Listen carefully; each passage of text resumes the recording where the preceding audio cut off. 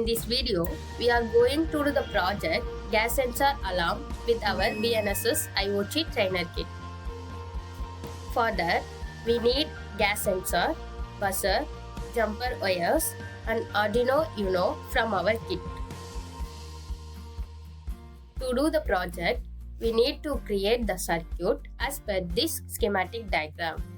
That is, connect gas sensor's A0 pin into Arduino Uno's A0 pin and connect buzzer signal pin into Arduino Uno's D12 pin. After connecting the circuit, upload the project to the Arduino Uno using the Arduino IDE, as shown in our Arduino IDE tutorial video.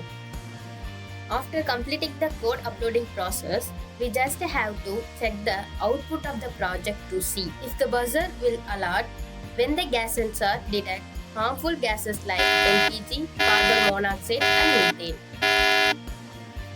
We can use this in the home gas leak detection system, a home safety system that monitors kitchen gas leaks from stoves and triggers an immediate alarm when detected. Thank you. See you in this next session.